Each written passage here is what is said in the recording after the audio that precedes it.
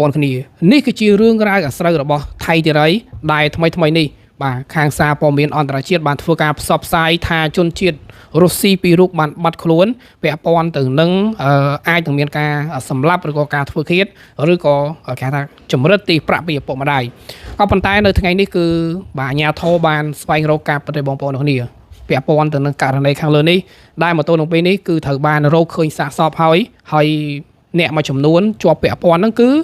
បាទច្រើនអ្នកមែនតើហើយសុទ្ធតែជាជនជាតិថៃបាទអញ្ចឹងកុំឲ្យខាតពេលវេលាយូរតោះយើងមកតាមដានព្រឹត្តិការណ៍ព័ត៌មានពុស្ដាដូចតទៅ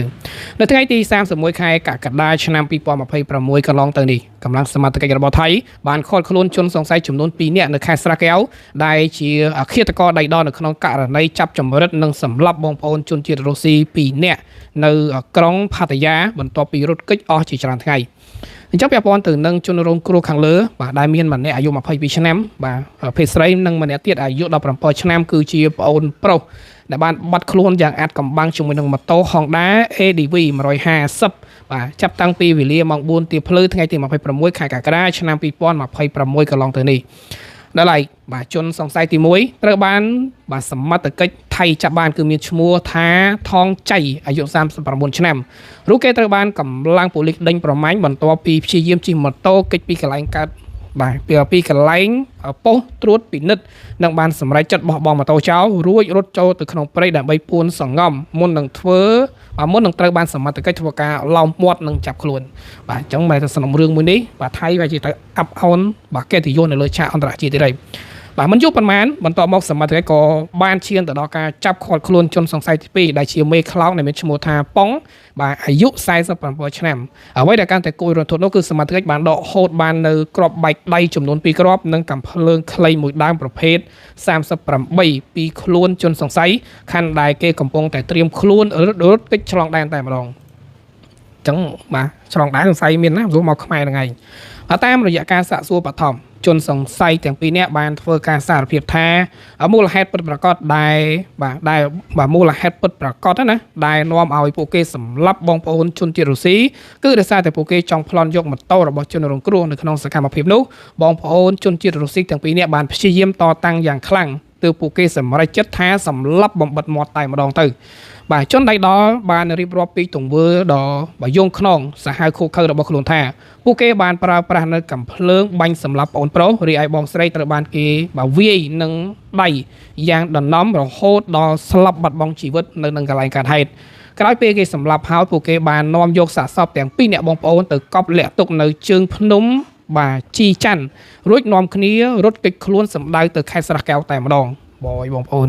មិនចឹងមកន័យថាតាមពិតទៅគ្រាន់តែជាករណីប្លន់យកម៉ូតូទេក៏ប៉ុន្តែដោយសារតែពីរអ្នកហ្នឹងតដៃក៏សម្លាប់ចោលតែម្ដងទៅ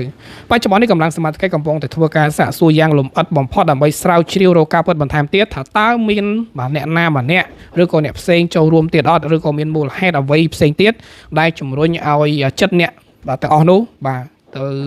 ប្លន់ឬក៏ទៅសម្លាប់គេបែបនេះអញ្ចឹងបងប្អូនអរគ្នាបើសិនជាយើងជិះម៉ូតូតែម្នាក់ឯងឬក៏ពីរនាក់បាទហ្នឹងវាជាហានិភ័យបើសិនជាមានចោលប្លន់អីចឹងទៅ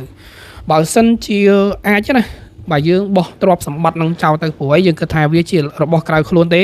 បាទសុំលើកដៃស្នើពូបើថាពូប្លន់ពូយកតែម៉ូតូទៅទុកជាប្រេខ្ញុំទៅតែប៉ុណ្្នឹងទៅចប់ហើយដោយសារតែនៅក្នុងចម្លើយសារភាពបាននិយាយថា